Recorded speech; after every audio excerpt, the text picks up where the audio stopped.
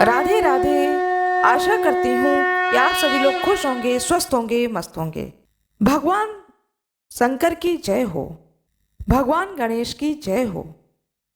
आज मैं इस वीडियो के द्वारा आप लोगों को बताने जा रही हूँ चैत्र मास कृष्ण पक्ष में पड़ने वाले प्रदोष व्रत के बारे में। यह व्रत किस दिन धारण किया जाएगा, पूजा का विधान क्या है, पूजा का शुभ मुहूर्त क्या है, पारना का समय क्या रहेगा, यह संपूर्ण जानकारी अपने वीडियो के द्वारा आप लोगों को देने जा रही हूँ। कृपया वीडियो को अंत तक देखें। संवत 2080 चैत्र मास कृष्ण पक्ष में प्रदोष व्रत पड़ेगा दिन शनिवार को।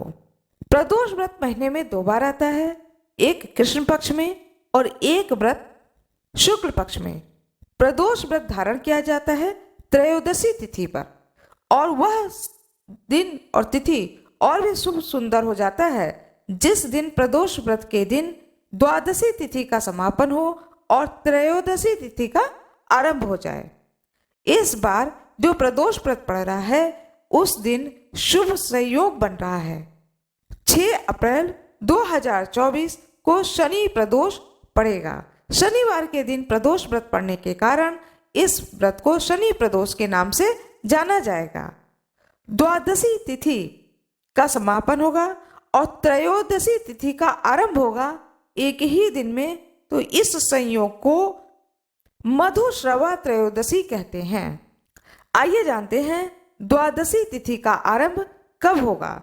शुक्रवार दोपहर 1:31 पर द्वादशी तिथि का आरंभ हो जाएगा और द्वादशी तिथि का समापन होगा शनिवार 6 अप्रैल 2024 को प्रातः 10:21 पर।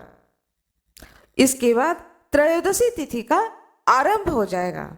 त्रयोदशी तिथि का समापन होगा 7 अप्रैल 2024 दिन रविवार को। बहुत ही सुंदर और शुभ योग बन रहा है, मधुश्रवा योग। आइए जानते हैं 6 अप्रैल 2024 को सूर्योदय का समय क्या रहेगा, सूर्यास्त का समय क्या रहेगा, पूजन का शुभ मुहूर्त। 6 अप्रैल 2024 सूर्योदय प्रातः 6:03 पर, सूर्यास्त सायं 6:20 पर। पूजन का शुभ मुहूर्त प्रदोष काल रहेगा।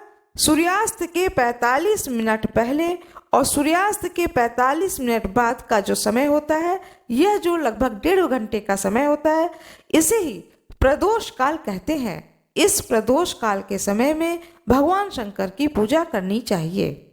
अब जानते हैं पूजा का विधान। प्रदोष व्रत में भगवान शंकर की पूजा की जाती है विधि विधान से। प्रातः काल ब्रह्म मुहूर्त में उठकर स्नान ध्यान करके अपने देवालय में, अपने घर के देवालय में संकल्प लें कि आज मैंने भगवान शंकर के व्रत किया है, प्रदोष व्रत को धारण किया है। इसके बाद आपके घर के बगल में कोई भी शिवालय हो, उस शिवालय में जाकर भगवान शंकर को अभिषेक करें, जल चढ़ाएं। उसके बाद आपका व्रत और उपवास आरंभ हो जाता है। इसके बाद में सायं के समय, प्रदोष काल के समय फिर स्नान ध्यान करके शिवालय जाना चाहिए, अपने पूजन सामग्री को लेकर जाना चाहिए। वहां पर भगवान शंकर का अभिषेक करके दूध, दही, घी, शक्कर, गंगा जल, इन चीजों से अभिषेक करके उनका श्रृंगार करके भगवान शंकर की पूजा करनी चाहिए। साथ में भगवान श्री गणेश की पूजा करें, माता पार्वती की पूजा करें, कार्तिकेय जी की पूजा करें। भगवान शंकर की स्तुति अवश्य ही करें।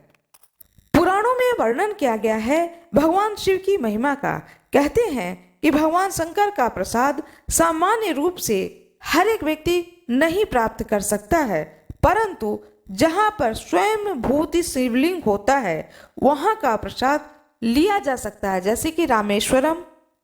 इस प्रसाद को ग्रहण करने वाला व्यक्ति शिव रूप हो जाता है। साथ ही भगवान विष्णु के प्रतिरूप शालिग्राम से युक्त भगवान का प्रसाद भी विशेष महिमा युक्त ग्राह्य होता है, अर्थात खाने योग्य होता है।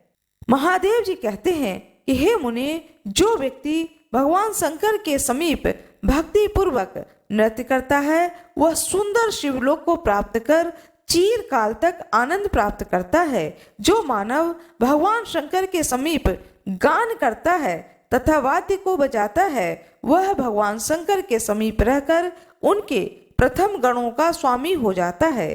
बिल्व वृक्ष के नीचे, बेलपत्र के वृक्ष के नीचे, भगवती गंगा में तथा काशी में भगवान शंकर की पूजा का विशेष महत्व बताते हुए श्री महादेव जी कहते हैं कि जो व्यक्ति बिल्व वृक्ष के नीचे भक्ति पूर्वक भगवान शंकर की पूजा करता है वह निश्चित रूप से हजारों अश्वमेघ यज्ञों के फल का प्राप्त करता है। जो व्यक्ति भगवती गंगा में भगवान शंकर का बिल्व पत्र से अर्थात बेल पत्र से पूजन करता है, यदि वह सैकड़ों पाप भी किया हो तब भी उसे मोक्ष की प्राप्ति हो जाती है।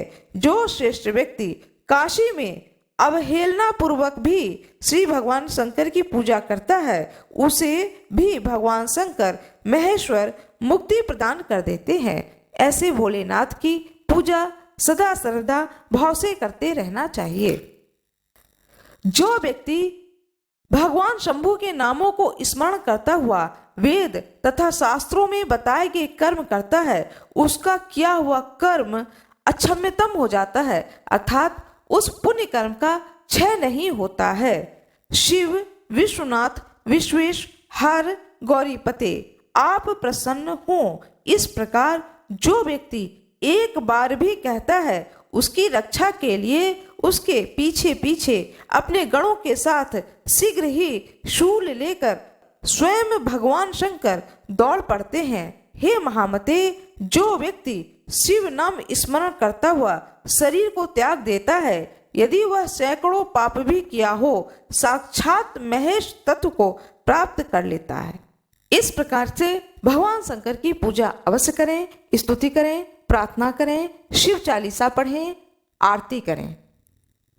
इसके बाद भगवान शंकर का पूजा करने के बाद में शिव कथा अवश्य ही सुने, प्रदोष व्रत कथा को पढ़ें अथवा सुने। यह मैंने आप लोगों को पूरी जानकारी दी प्रदोष व्रत के बारे में।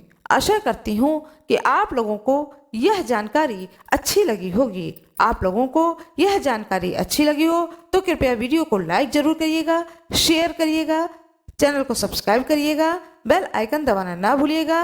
प्लीज़ कमेंट बॉक्स में हर हर महादेव अवश्य ही लिख दीजिएगा। आप सभी शिव भक्तों पर भगवान शिव की कृपा सदा सर्वदा बनी रहे। आप लोगों का बहुत बहुत धन्यवाद।